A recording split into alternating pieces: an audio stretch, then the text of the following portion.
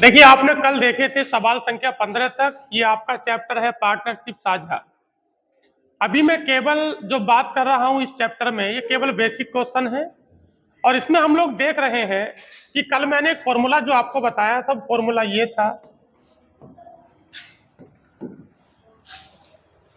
Formula ये है कि प्रॉफिट यानी कि लाभ बराबर इन्वेस्टमेंट यानी कि पूंजी इनटू होता है टाइम। इस पूरे चैप्टर में एक ही फॉर्मूला काम में आएगा कि यदि आप किसी व्यक्ति का लाभ निकालना चाहते हैं या उसका लाभांश निकालना चाहते हैं तो लाभ बराबर प्रॉफिट बराबर होता है इन्वेस्टमेंट इनटू टाइम। इस बात का यह मतलब है कि वह व्यक्ति कितने रुपए लगाता है या कितने रुपए की व्यक्ति पूंजी लगाता है।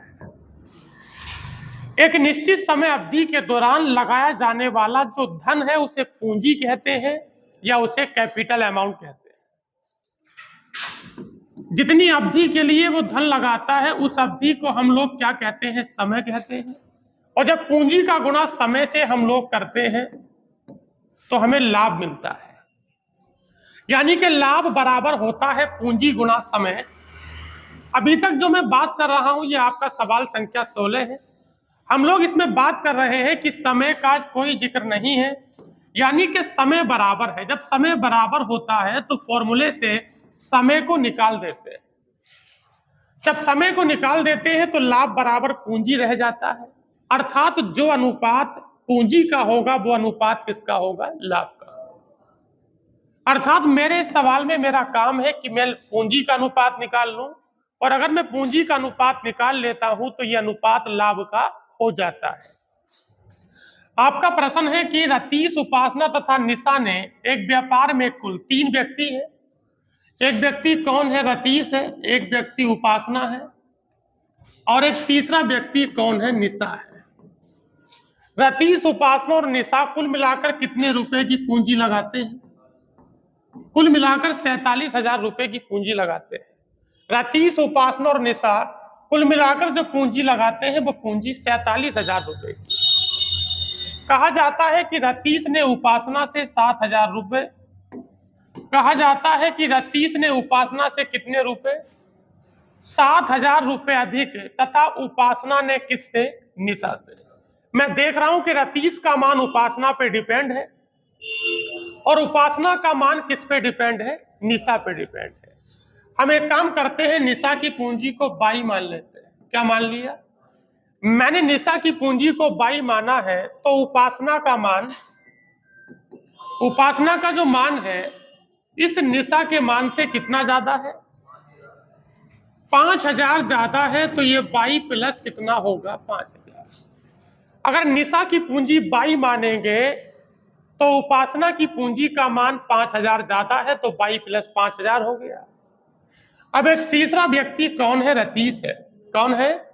रतीश है। सवाल में क्या कहा जाता है कि रतीश का मान उपासना से कितना ज्यादा है? 7,000 ज्यादा है। जब आप इसमें 7,000 को जोड़ेंगे तो ये 7 और 5 कितना होगा? 12। इन तीनों लोगों की पूंजी को मैं ऐड करता हूं तो ये 3y हो गया। 3y प्लस कितना होगा? 12, 5, 17,000। 3y प्लस 17,000, इन तीनों की पूंजी का कुल योगफल कितना है? 47,000। जब 3y प्लस 17,000 बराबर 47,000 है तो मैं देखता हूं कि 3y बराबर जो होगा वो आपके पास 30,000 होगा। इसे थोड़ा सा और हल करते हैं तो y बराबर कितना होगा? 10,000। अभी तक मेरे पास y बराबर 10,000 है। अगर मैं y का मान 10,000 यहां लगाता हूं तो इसकी पूंजी 10,000 हो गई, और इस दूसरे वाले की जो पूंजी है वो 10 और 5 15,000 हो गई, और तीसरे वाले की जो पूंजी है 10 और 12 22,000 हो गई। बात क्लियर है? इन तीनों लोगों की पूंजी मेरे पास आ चुकी है, और जब तीनों लोगों की पूंजी अगर मेरे पास आ चुकी है, ये तीनों लोगों की पूंजी है, पहले वाले की पूंजी 10,000 है, दूसरे वाले की 12,000 है, तीसरे वाले की 22,000 है। हम एक काम करते हैं, हम तीनों का क्या करते हैं, अनुपात बनाते हैं। तो ये रतीश है, रतीश के बाद दूसरा कौन है, उपासना, और तीसरा कौन है, निशा। अच्छा, रतीश की पूंजी कितनी है, अरे 22,000 है। रतीश की पूंजी 22,000 है। उपासना की पूंजी कितनी है, उपासना की पूंजी 15,000 रुपए है, और निशा की पूंजी कितनी है, 10,000 रुपए। बात समझ आ रही है। इन तीनों की पूंजी का अनुपात में निकालता हूं तो ये 22:15 अनुपात कितना हो जाता है, 10। इन तीनों की पूंजी का जो अनुपात है वो 22:15:10 हो गया। अच्छा बताओ कि इनका कुल लाभ कितने रुपए है, ये किसी विशेष का दिया है। ये 22, 15 और 10 दिया है। टोटल लाभ हमारे पास कितने रुपए दिया है, 4700 रुपए। हमें किस व्यक्ति का बताना है, निशा का बताना है। कोई बात नहीं है, 22, 15, 10 जोड़ के 47 हो गया। इन तीनों को ऐड करेंगे तो 47 का मान 4700 है, तो एक का मान कितना होगा, 100 होगा। हमें किस व्यक्ति का बताना है, निशा का अनुपात कितना है, 10 है।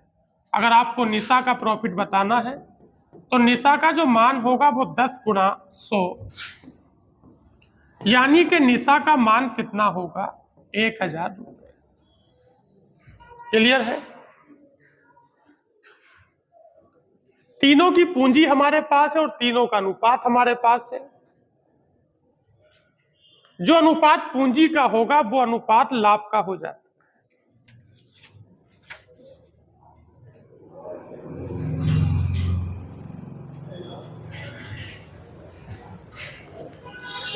सवाल कॉपी करने की या नोट डाउन करने की जरूरत नहीं है, क्योंकि ये सीधी जो आपकी पीपीटी फॉर्म है ये आपको मिलेगी टेलीग्राम पर, आप घर जाके भी देख सकते हैं।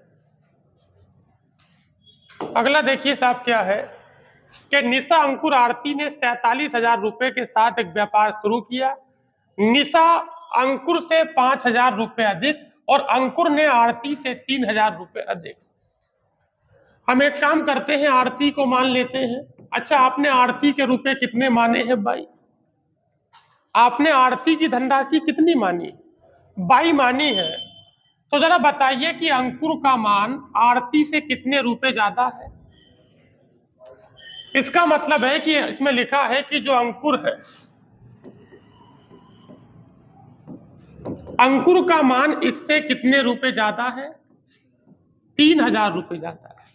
अगर आरती को 22 मानेंगे तो अंकुर का मान 22 प्लस 3,000 रुपए होगा, क्योंकि अंकुर का जो मान है वो आरती के रेस्पेक्ट में 3,000 रुपए ज्यादा है। तीसरा व्यक्ति कौन है, तीसरा जो व्यक्ति है वो निशा है। कहा जाता है कि निशा का मान अंकुर से भी कितना ज्यादा है, अंकुर से भी 5,000 ज्यादा है। तो इसमें 5,000 ऐड करेंगे तो ये 8,000। बात क्लियर है। मैं तीनों को ऐड करूंगा तो ये आपके पास 3y प्लस कितना होगा, 11,000। ये तीनों की कुल पूंजी हो गई, और तीनों की कुल पूंजी कितने हजार है, तीनों की कुल पूंजी 47,000 रुपए है। आप इसे और थोड़ा सा हल करेंगे तो 3y बराबर 47,000 में से 11,000 गया तो कितना बचा, 36,000 बचा है। तो फिर y का मान 12,000 हो गया। यहां तक क्लियर है। अभी तक मैंने तीनों की पूंजी का बंटवारा किया है। मैं यहां पर y का मान लगाता हूं तो आरती का मान 12,000 हो गया। यहां पर अंकुर के लिए मैं लगाता हूं तो ये 12 और 3 कितना होगा, 15,000 हो गया। और निशा के लिए मैं 12,000 लगाता हूं तो ये 12 और 8 कितना होगा, 20,000। यहां तक क्लियर है। अच्छा, बता सकते हैं कि हमारे पास तीनों की पूंजी आ चुकी है। यहां पर मैं निशा की बात करूंगा। एक व्यक्ति निशा है, दूसरे व्यक्ति का नाम क्या है, अंकुर है, और तीसरे व्यक्ति का नाम आरती है। अच्छा बताओ कि निशा की पूंजी कितने हजार है? निशा की पूंजी आपके पास 20,000 रुपए है और अंकुर की पूंजी कितनी है? 15,000 है और आरती की पूंजी कितनी है? 12,000 रुपए। हम लोगों ने तीनों की पूंजी को प्राप्त करके उनके अनुपात के तौर पे लगा दिया है, तो 3 जीरो से 3 जीरो हटा सकते हैं। अर्थात मैं कह सकता हूं कि इन तीनों की पूंजी का अनुपात 20 अनुपात कितना होगा 15 अनुपात कितना होगा 12। ठीक हो गया। इन तीनों की पूंजी का अनुपात 20, 15 और 12 हो गया। अब जो अनुपात पूंजी का है, क्या यही लाभ का हो जाएगा? इन तीनों के जो प्रोविडेंट या लाभांश का जो रेशियो होगा वो 20, 15 और 12 होगा। 20, 15, 12 को ऐड करते हैं तो 47 हो गया। और 47 का मान क्या है? 14,000 कितना है 100। अगर 47 का मान 14,100 है तो एक का मान 300 हो गया। आपको किस व्यक्ति का लाभ बताना है? निशा बताना है। निशा का मान कितना है? 20 है। हम देख रहे हैं कि निशा का अनुपात 20 है। अगर आपको निशा का मान बताना है तो आप 20 का मान निकालेंगे। एक का मान क्या है? एक का मान अगर 300 है तो 20 का मान 20 गुणा 300। सवाल का आंसर क्या हो गया? 6,000।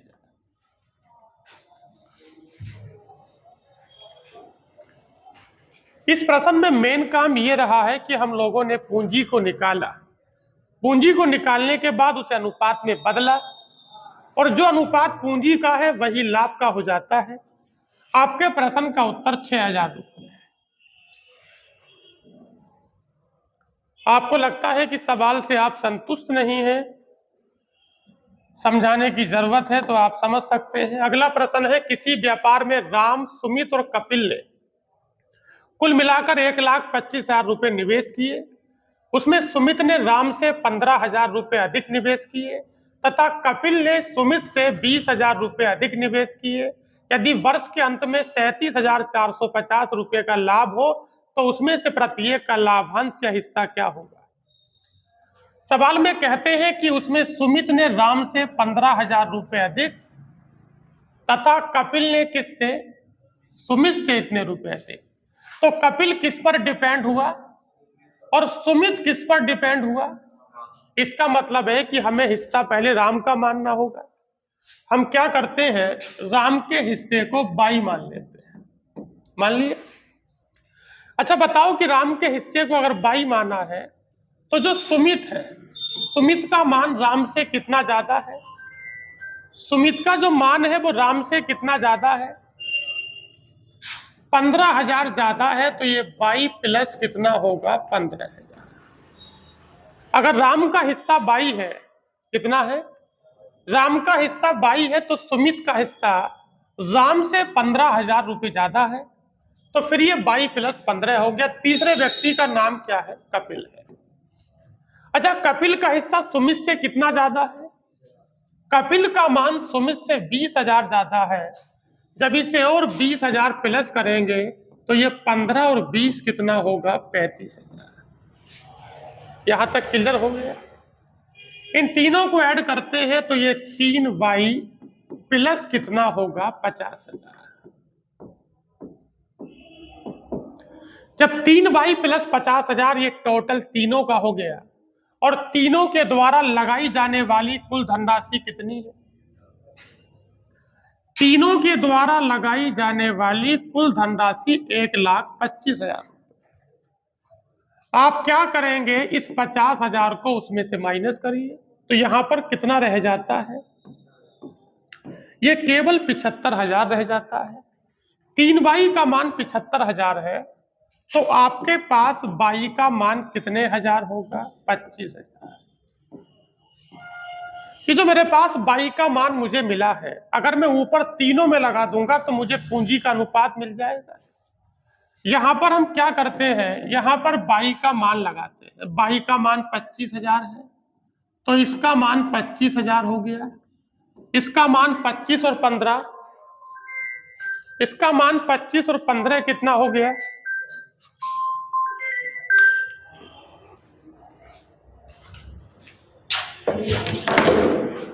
अच्छा, मुझे बता सकते हैं कि y का मान कितने हजार है? 25,000। ऊपर 25 छोड़ दिया, 25 हो गया। अच्छा, 25 और 15 ये 40,000 हो गया। क्या आप यहां तक संतुष्ट है? अच्छा, 25 और 35 कितना हो गया? अरे 60,000 हो गया। हमारे पास इन तीनों लोगों के हिस्से आ चुके हैं। हम क्या करेंगे? तीनों का अनुपात निकालेंगे। तो अनुपात यही निकाल लें। आप देख रहे हैं कि 3 जीरो से 3 जीरो कट सकता है, बोलिएगा। ठीक हो गया। अच्छा, 5 से कितनी बार कटेगा? 12 बार। और 5 से कितनी बार कटेगा? 8 बार। और 5 से कितनी बार कटेगा? 5 बार। मैं इन तीनों का हिस्सा निकाल लेता हूं, लिख लेता हूं। ऊपर वाले का मान R है, ये दूसरा व्यक्ति कौन है? S है, और ये व्यक्ति कौन है? K। अच्छा, बताइए कि R का अनुपात क्या है? R का जो अनुपात है वो आपके पास 5 है, और S का अनुपात 8, और K का अनुपात 12। क्लियर हो गया? वैसे ये अनुपात वास्तविक तौर से पूंजी का अनुपात है, लेकिन समय नहीं दिया गया था, तो ये पूंजी का अनुपात किसका बन गया? ये लाभ का बन गया। तो 12, 8, 20 और 5 कितना होगा? 25। 25 जो लाभ है वो तीनों का हो गया। और 25 का मान दिया क्या है? कुल लाभ दिया है 37,450। तो 25 का जो मान है वो 37,450 है। बात क्लियर हो गई? ये कितनी बार इसे काटे? 1498। ये मान एक का हो गया। 25 का मान 37,450 है, तो एक का मान 1498 हो गया। आपको तीनों लोगों के हिस्से बताने हैं। अगर आपको पहले वाले व्यक्ति, जिसका नाम क्या है? पहले वाले व्यक्ति का नाम राम है, अगर राम का निकालेंगे तो 5 से गुणा करेंगे, और अगर सुमित का निकालेंगे तो 8 से गुणा करेंगे, कपिल का निकालेंगे तो 12 से गुणा करेंगे। आपका उत्तर लगभग कितना आ जाएगा? पहले वाला विकल्प आपका उत्तर होगा। गुणा आप कर सकते हैं, क्योंकि एक का मान आपके पास 1498 प्राप्त है। आप इससे गुणा लगाइए, प्रत्येक का हिस्सा आपको मिल जाएगा। अगला प्रश्न आप देखिए क्या है। एक व्यापार में ए तथा बी क्रम से इस अनुपात में निवेश करते हैं। क्या मुझे बता सकते हैं कि ए अनुपात बी कितना है? अभी तक भी सवाल में समय का कोई जिक्र नहीं है, या हम ये भी कह सकते हैं कि समय बराबर है। तो बताइए कि ए अनुपात बी 2:1 है, और आपके पास ए अनुपात सी कितना है? 3:2 है। ये जो अनुपात था ये अनुपात बी का अनुपात है, और ये जो दूसरा वाला अनुपात है ये ए अनुपात सी का अनुपात है। हम क्या करेंगे? हम इन तीनों का प्रॉपर रेशियो निकालते हैं, यानी कि ए अनुपात बी अनुपात सी। मैं इन दोनों अनुपातों से मिलाकर मैं इन दोनों को ये अनुपात में बदलूंगा। ये ए अनुपात बी 2:1 है। जब आप इन दोनों अनुपातों को एक ऐसे अनुपात में बदलना चाहते हैं, तो आप ये देखेंगे दोनों में क्या चीज कॉमन है। तो दोनों में क्या कॉमन है? ए कॉमन है, तो दोनों जगह इसका मान इक्वल या बराबर होना चाहिए। इस 2 को और इस वाले 3 को बराबर करेंगे। इस वाले 2 को बराबर करने के लिए 3 से गुणा करिए, और इसे 2 से गुणा करिए। जब 3 से गुणा करेंगे तो 3 दूनी 6, और 3 ही कना 3, और ये 2 तिया 6, और 2 दूनी 4। अब जरा देखकर बताइए, क्या दोनों जगह ए का मान बराबर हो गया? ए का मान दोनों जगह बराबर हो गया, जो कि कितना है? 6। और बी का मान क्या हो गया? 3। और आपके पास सी का मान 4 हो गया। अच्छा, इन तीनों में जो अनुपात है वो 6, 3, 4 का हो गया। 6, 3, 9, 4 कितना होगा? 13। इन तीनों को ऐड करके देखा तो ये 6, 3, 9, 4, 13 है। वैसे ये पूंजी का अनुपात है, लेकिन ये लाभ का हो जाएगा। तो 6, 3, 9, 4, 13। 13 का मान क्या है? 1573 क्या मैं इसे 13 से 121 बार काट सकता हूं? अरे बोलो, ये 1573 है, इसे किससे काटेंगे? जब 13 से काटेंगे तो क्या ये 12,100 बार कटेगा? हमें किस व्यक्ति विशेष का हिस्सा बताना है? हम बी का हिस्सा बताना चाहते हैं। क्या आपको पता है कि बी का अनुपात क्या दिया था? तो बस हमें कुछ नहीं करना है, इसे 3 से गुणा कर देंगे। जब 3 से गुणा करेंगे तो 3 ही कना 3, 3 दूनी 6 और 3 ही कना 3। आपके सवाल का उत्तर बी के हिस्से के रेस्पेक्ट में कितना हो गया? 36,300। कौन सा विकल्प रहेगा? सी विकल्प रहेगा।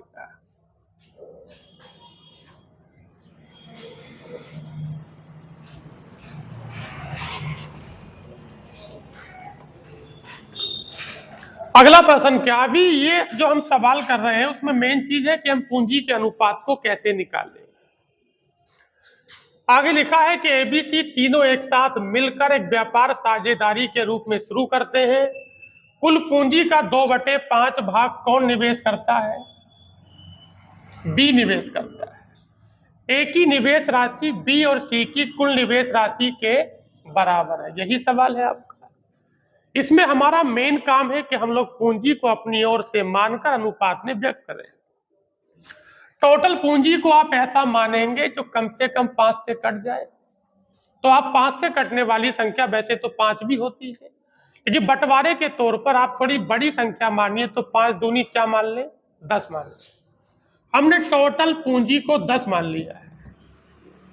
हमें यह नहीं पता कि तीनों लोगों ने मिलकर कितना इन्वेस्टमेंट किया है या कितनी पूंजी लगाई है, मैंने उसे 10 मान लिया है। आप 20 मानेंगे कोई प्रॉब्लम नहीं, अगर 10 मानेंगे तो ठीक है। हमने कुल पूंजी को 10 मान लिया है। अच्छा, कुल पूंजी का कितना कहा? 2/5 कहा है। यानी कि बी का जो मान है, क्या बी का जो मान है वो कुल के मान का 2/5 है? आपने कुल पूंजी कितनी मानी? 10 मानी है। इस 10 का 2/5 कौन लगाएगा? अरे बी लगाएगा ना। तो 10 का 2/5 क्या ये 5 दूनी 10 हो गया, तो 2 दूनी 4 हो गया। यहां तक क्लियर है? आगे मैं तब बढ़ूंगा जब यहां से जो चीज मुझे मिल सकती उसे निकाल लो। मैंने टोटल पूंजी को क्या माना है? मैंने टोटल पूंजी को 10 माना है। क्या माना है? टोटल पूंजी को हम लोगों ने 10 माना है। ये टोटल पूंजी आपके पास 10 हो गई है। 10 का जो 2/5 है कितना हो गया? जब 10 में से 4 रुपए ये लगाएगा तो क्या बाकी ए प्लस सी 6 रुपए लगाएंगे? अरे बोलिएगा।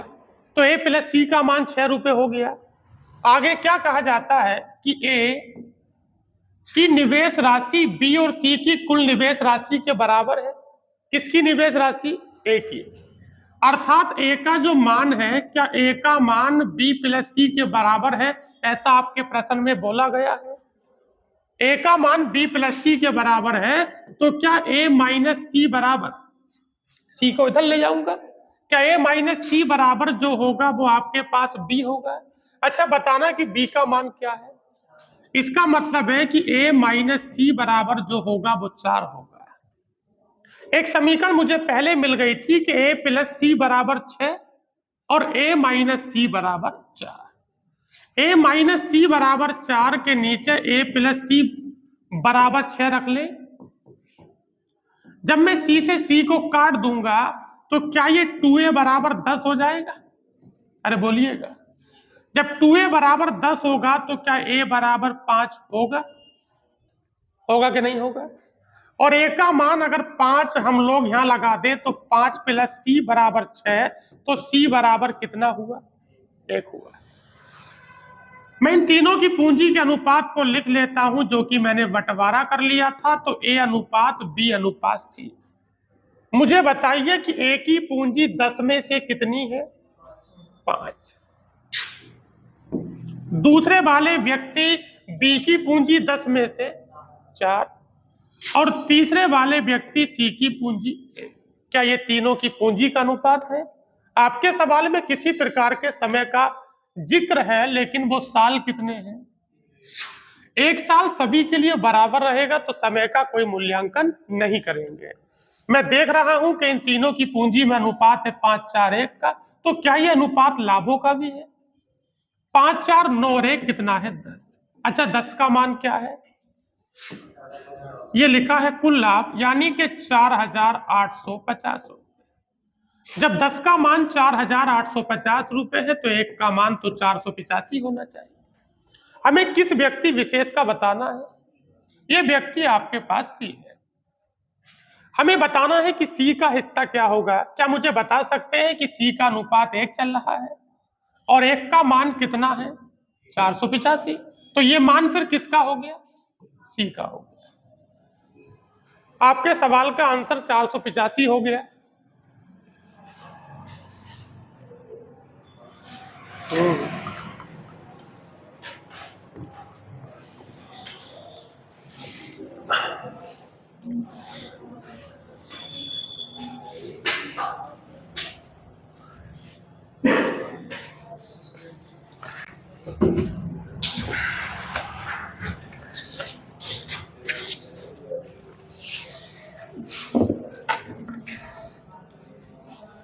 ये अभी जो सवाल आप बोर्ड पर देख रहे हैं, ये सवाल संख्या 20 है।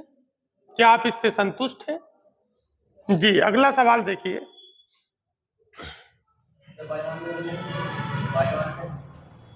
बात वही है, आप 10 मैंने वो संख्या मानी है जो काट पीट में आसान हुई। आपका मन है आप इसे 22 मान के कर लेंगे, 22 लटकता रहेगा, लास्ट में जाके कट जाएगा।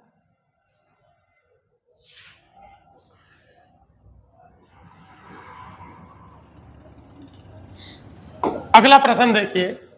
एबीसी तीनों मिलकर साझे में एक व्यापार की शुरुआत करते हैं। बी कुल पूंजी का कितना लगाता है? बातें मत करो आपस में। बी कुल पूंजी का कितना लगाता है?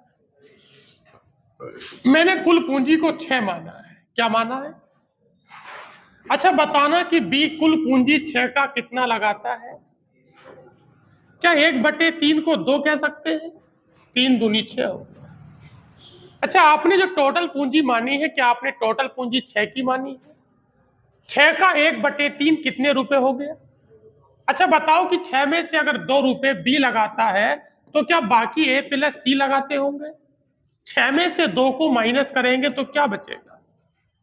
4 बचेगा। तो ए प्लस सी का जो पूंजी है क्या वो 4 रुपए हो गया? हो गया। आगे क्या कहा जाता है मान्यवर बताइए। आगे कहा जाता है, आगे क्या कहा जाता है?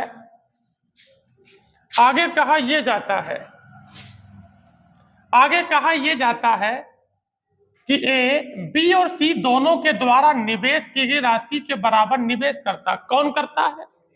ए करता है। और ए किसके बराबर करता है? बी और सी के बराबर करता है। ए का मान बी प्लस सी के बराबर है, तो क्या ए माइनस सी बराबर बी हो सकता है? अरे बोलिएगा, क्या ए माइनस सी बी हो सकता है? और मुझे बताओ कि बी का मान कितना है? बी का मान अगर 2 है तो ए माइनस सी बराबर 2 हो गया। एक तरीका ये अब यहां से आगे बन जाता है कि ए प्लस सी बराबर 4 है और ए माइनस सी बराबर 2 है। मतलब कोई ऐसी 2 संख्याएं अपने मन में आप तलाशिए कि जिनका योगफल 4 है और जिनका अंतर 2 है। तो क्या मैं कह सकता हूं कि एक संख्या 3 होगी और एक संख्या 1 होगी? क्यों होगा ऐसा? क्योंकि 3 में अगर 1 को ऐड करेंगे तो 4 आता है और 3 में से 1 को कम करेंगे तो 2 आता है। क्या मेरे पास तीनों के हिस्से हो गए? मैं यहां पर तीनों के हिस्से को अनुपात में बदल लेता हूं, यानी कि ए अनुपात बी अनुपात सी। क्या मुझे बता सकते हैं कि ए का मान कितना है? 3 और बी का मान और सी का मान 1। क्या ये तीनों के द्वारा प्रदत्त होने वाली पूंजी का अनुपात है? किसका अनुपात है? और पूंजी का अनुपात किसका हो जाएगा? लाभ का, क्योंकि तीनों के लिए 1 साल बाद बोला है। मैं देख रहा हूं कि 3 और 2 5 और 1 कितना होगा? 6। क्या मिलाकर 6 हो गया? और आपके पास 6 का मान क्या 4800 रुपए होगा? अगर 6 का मान 4800 रुपए है तो क्या 1 का मान 800 होगा? मुझे किसका बताना है? अच्छा, सी का क्या चल रहा है? सी का जो चल रहा है वो 1 चल रहा है और 1 का मान क्या है, तो सी का मान सीधे क्या हो जाएगा 800 रुपये। कोई समस्या तो नहीं है। आप चाहें तो बिना संख्या माने भी सवाल कर सकते हैं। अगर आप चाहें तो बिना संख्या माने भी सवाल कर सकते हैं, यह आपका अपना मन है। देखिए कैसे करेंगे। तरीका नंबर इसका 2 देख लो। बी कुल पूंजी का 1/3 लगाता है। क्या लगाता है? कहने का मतलब है कि बी का जो मान है अनुपात के लिहाज से करेंगे, अनुपात को अपने स्तर से बदलेंगे। कहा जाता है कि आपके पास बी का जो मान है वो कुल पूंजी का कितना है। मैं आपसे जानना चाहता हूं कि बी का मान कुल पूंजी का कितना भाग है। इसका मतलब है कि अगर कुल पूंजी तीनों मिलकर 3 लगाते हैं तो क्या ये बी 1 लगाएगा? अरे बोलिएगा। अगर तीनों की पूंजी कुल मिलाकर 3 रुपए की होगी, अरे होगी ना। अगर इनकी पूंजी 3 रुपए होगी तो फिर बी की अकेले की पूंजी क्या होगी? 1 हो गया। अगर तीनों की पूंजी 3 रुपए की है, ये बिल्कुल जस्ट पिछले वाले सवाल की तरह सवाल, लेकिन हमने इसमें तरीका नंबर 2 लगा दिया। क्या लगा दिया? इन तीनों की पूंजी अगर 3 है तो बी की पूंजी 1 होगी। यहां तक संतुष्ट है? आगे क्या करिए बताइए। ए का मान बी और सी के द्वारा निवेश की ही राशि के बराबर है। मतलब यह है कि जो ए है, मतलब ए उतना लगाता है जितना बी प्लस सी दोनों मिलकर लगाते हैं। यही सवाल है आपका। अरे बोलिए भाई। कहा है आगे कि जितना बी प्लस सी लगाते हैं उतना ए लगाता है, तो क्या ए और बी प्लस सी में सबको जोड़ूंगा तो क्या ये जुड़कर 2 हो जाता है? एक बात मुझे बताइएगा, ए प्लस बी प्लस सी यहां पर तीनों का मान कितना है? 2 है। और ए प्लस बी प्लस सी यहां पर तीनों का मान 4 नहीं 3 लिखा हुआ है। अगर आप 4 बोलेंगे तो आपने बी को 2 बार शामिल कर लिया है। ए प्लस बी प्लस सी के नीचे 3 लिखा है और यहां पर ए प्लस बी प्लस सी के साथ 2 लिखा है। इस 2 और 3 को बराबर करने के लिए क्या आप इसे 2 से गुणा करेंगे तो 2 तिया 6 हो गया, और आप इसे किससे गुणा करेंगे? 3 से, तो 3 दूनी 6 हो गया। जब इसे 2 से गुणा करेंगे तो 2 ही करना 2 और 2 तिया 6। बात क्लियर है साहब? क्या कोई दिक्कत हो रही है? इसे 3 से गुणा करेंगे तो ये 3 ही करना कितना होगा? 3, और 3 ही करना कितना होगा? 3, और ये 3 दूनी 6। ए प्लस बी प्लस सी बराबर होने के तौर पर 6 हो गया, और यहां पर भी 3 3 6 हो गया। तो जरा देखकर बताइएगा मान्यवर कि ए का मान कितना लिखा है? 3, और बी का मान कितना लिखा है? 2, तो बाकी सी का कितना बचेगा? 1। यानी कि इन तीनों का जो अनुपात है फिर दोबारा से 3:2:1 हो गया। अब तो बंटवारा कर सकते हैं। गलती यहां हो रही थी कि 3 और 1 4 हो रहा था, लेकिन नहीं, आपको ए प्लस बी प्लस सी देखना है, वो दूसरा वाला अपने आप ठीक हो जाएगा। आप देख रहे थे कि इस सवाल के पहले तरीके में संख्या 6 क्यों मानी जा रही थी? वो संख्या 6 ये वही थी जो लौट के आपके सामने आ रही है। बस ये है कि उसमें पहले मानी जा रही थी और इसमें ये संख्या आपको बाद में दिखाई दे रही है। समझ में आ रही है कहानी?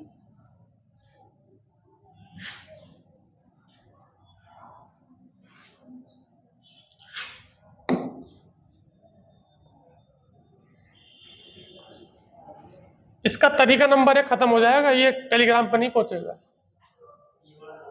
ये चला जाएगा। अगला देखो क्या है। 2 व्यक्तियों ने साझे में एक व्यापार इस प्रकार शुरू किया कि पहले व्यक्ति की पूंजी 7 वर्ष के लिए तथा दूसरे व्यक्ति की पूंजी 9 वर्ष के लिए निवेशित रही। यदि दोनों व्यक्तियों ने समान पूंजी का निवेश किया हो तो कुल 3,20,000 रुपए के लाभ में से दूसरे व्यक्ति का हिस्सा क्या होगा?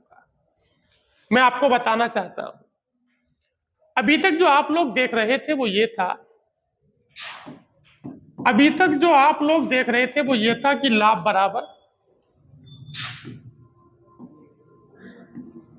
क्या हमारे पास मेन फॉर्मूला यही था कि लाभ बराबर पूंजी गुणा समय? बोलिएगा, यही तो फॉर्मूला है जो हम यूज कर रहे हैं कि लाभ बराबर पूंजी गुणा समय। अभी तक मैं बात कर रहा था कि आपके प्रत्येक प्रश्न में क्या समय बराबर था। जब समय बराबर था तो लाभ बराबर पूंजी हो गया था।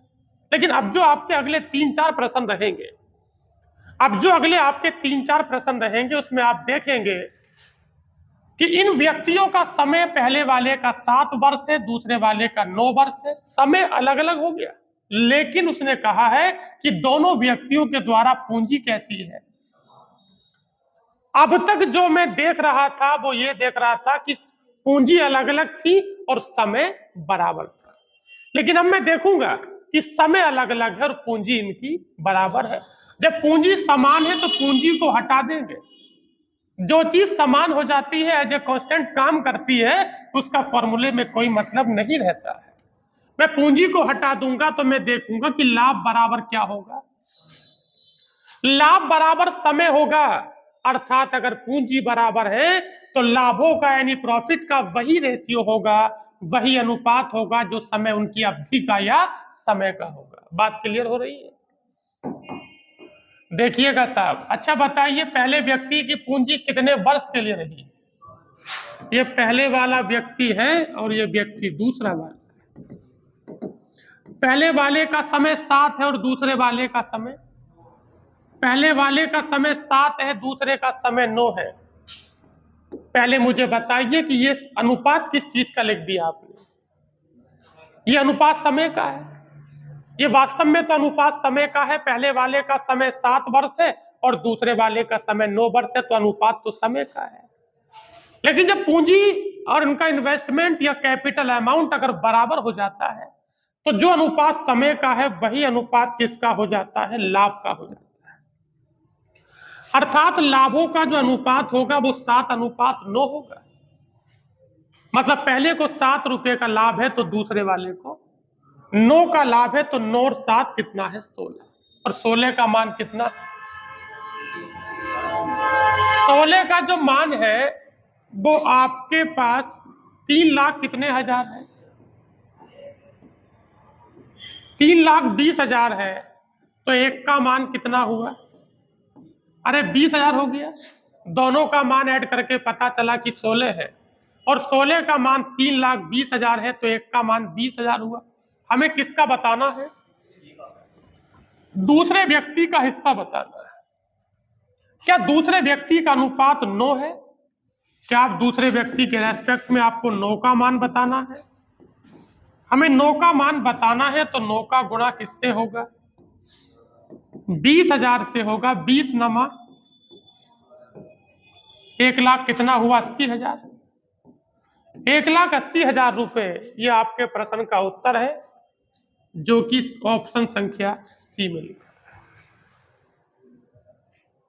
आप संतुष्ट हैं?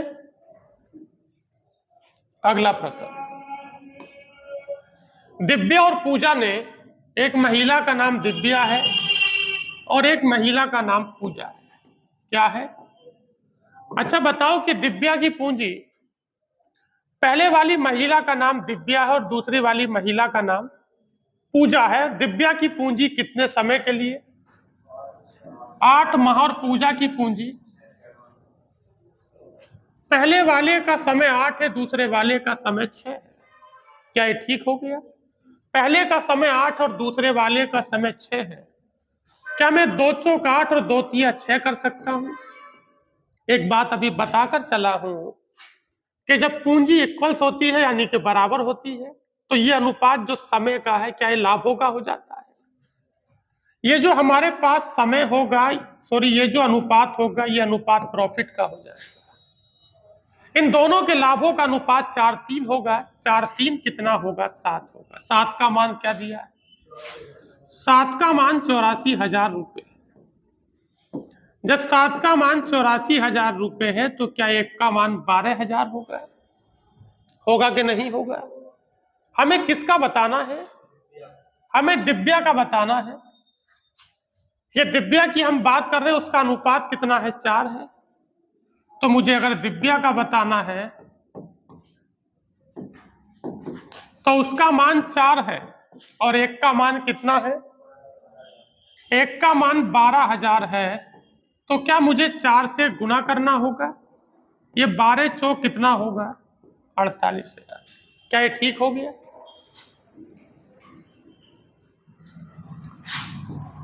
12 चौक 48,000। ए तथा बी समान पूंजी निवेश कर एक दुकान खोलते हैं। आप बोर्ड पर देखेंगे ए तथा बी समान पूंजी, क्या इन सबकी पूंजी समान है? जब पूंजी समान होती है तो फिर पूंजी का कोई रोल नहीं रहता है। यहां पर मैं समय की बात कर रहा हूं। ए 8 माह बाद दुकान से अलग हो जाता है। यदि वर्ष के अंत में, यह कुछ इस तरह का सवाल है कि कोई व्यक्ति बीच में व्यापार को छोड़कर भाग रहा है।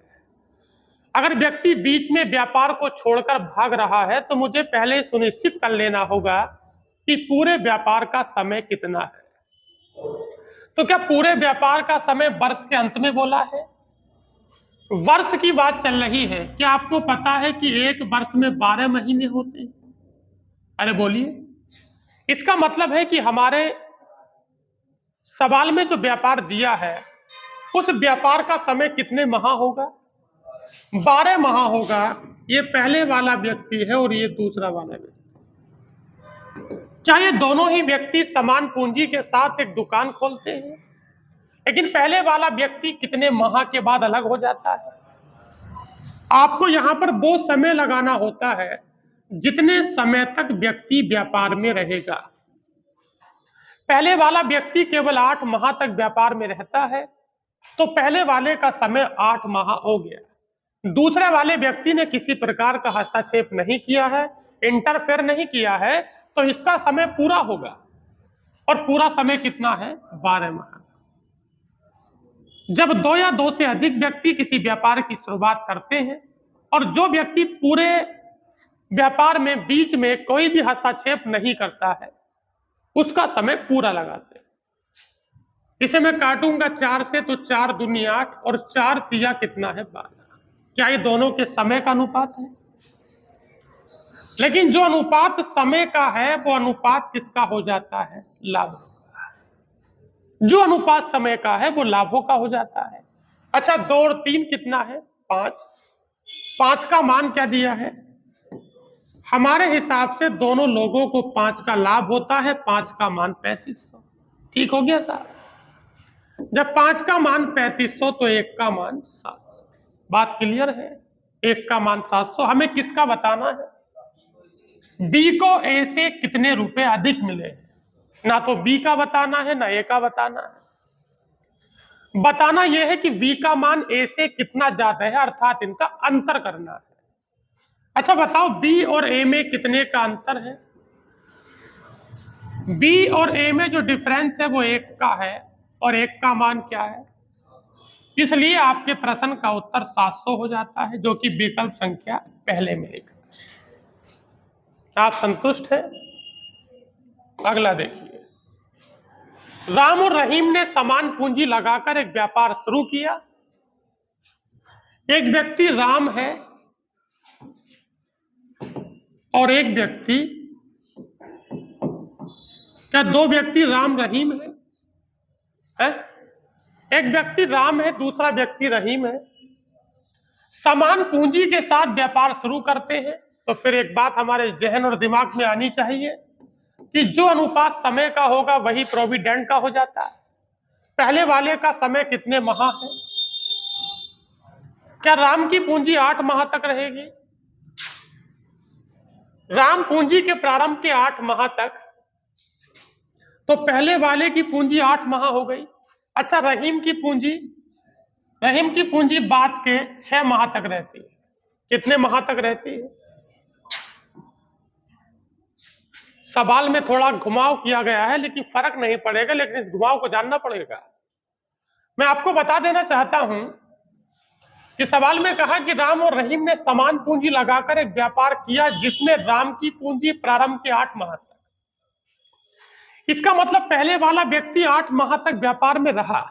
बात क्लियर है?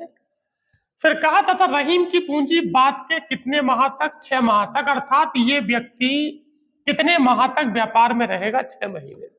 अरे भाई समझ में आ रही है बात? अगर ये होता कि 6 महीने के बाद छोड़ देता है, 6 महीने, ये बाद के 6 माह रहा, तो कुल मिला के इसका समय भी कितने माह हो गया? 6 माह हो गया। पहले वाले का समय मैं कुछ और सोच रहा था कि सवाल कुछ और है, लेकिन कुछ और नहीं है। बस इतना ही है कि पहले वाले का समय 8 माह और दूसरे वाले का समय 6 माह। इसे मैं 2 से काटूंगा तो ये 4 बार कटेगा, और ये कितनी बार कटेगा? 3 बार। वैसे अनुपात तो ये टाइम का है, समय का है, लेकिन किसका हो जाएगा? ये प्रॉफिट का हो जाता है। किसका हो जाता है? प्रॉफिट। 4 3 कितना हुआ? और 4 3 अगर 7 हुआ तो 7 का मान कितना है? यानी कि 42,000। जब 7 का मान 42,000 है तो 1 का मान 6,000। हमें कौन से व्यक्ति का बताना है? राम की बात चल रही है। राम का मान कितना है? राम का मान 4 है। 4 का गुणा 6,000 से करेंगे तो 4 छंग कितना होगा? 24,000। क्या ये बिल्कुल सही है? राम का जो मान आपके पास हो गया है वो 4 छंग कितना हो गया? 24,000। एक अंतिम प्रश्न और देख लीजिए। अभी तक जो मैं बात आपसे कर रहा था उसमें ये बात हो रही थी कि कभी पूंजी बराबर थी तो कभी समय बराबर था। अब मैं देखूंगा कि लोगों की पूंजी भी अलग अलग होगी और लोगों का समय भी अलग अलग होगा। तो फॉर्मूला फिर पूरा काम करेगा कि लाभ बराबर पूंजी गुणा समय। ये लिखा है कि भिन्न भिन्न समय और भिन्न भिन्न पूंजी पर आधारित प्रश्न। कोई परेशानी वाली बात नहीं है। अब लगभग आपके 20 से 30 सवाल ऐसे ही चलेंगे। लोगों की पूंजी भी अलग अलग होगी और लोगों का समय भी अलग अलग होगा। बताइए पहले व्यक्ति का नाम क्या है? अफजल पहले व्यक्ति का नाम है, दूसरे व्यक्ति का नाम इरफान और दूसरे व्यक्ति का नाम इरफान है और तीसरे व्यक्ति का नाम तनवीर है। बात क्लियर है? अच्छा बताओ कि अफजल ने कितने रुपए कितने माह के लिए? अफजल एक व्यक्ति है जो 1200 रुपए 6 माह के लिए लगाता है। 1200 रुपए 6 माह के लिए लगाता है। अच्छा दूसरा व्यक्ति इमरान है, कितने रुपए? 800 रुपए का पूंजी कितने माह के लिए? ये 7 माह के लिए लगाता है। तीसरा व्यक्ति तनवीर है, कितनी पूंजी? 600 रुपए का पूंजी कितने माह के लिए? बस कुछ नहीं करना है, पूंजी का गुणा समय के साथ करिए। पूंजी का गुणा समय के साथ करिए और पूंजी का गुणा समय के साथ करेंगे तो जो अनुपात होगा वो लाभों का होगा। कुछ नहीं करना, मैं 0 से 0 काट लेता हूं। क्या आप संतुष्ट हैं? ये 12 छंग कितना है? 72। और ये 8 सत्ते कितना होगा? 56।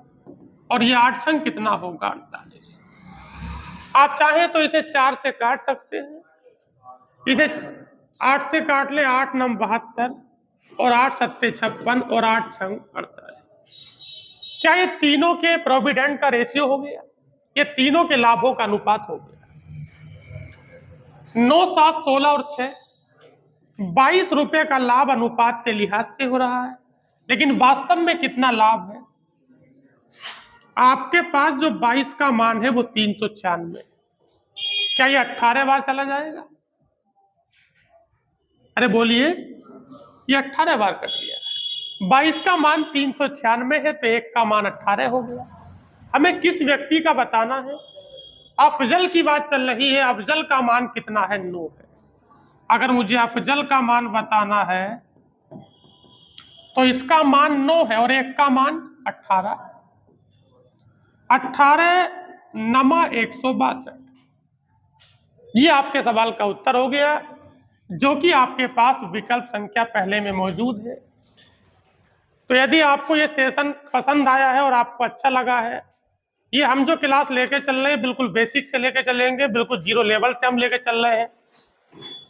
इस चैप्टर में जो प्रश्नों की संख्या मैं रखूंगा लगभग 100 रहेगी। तो बताइए आज का सेशन कैसा रहा?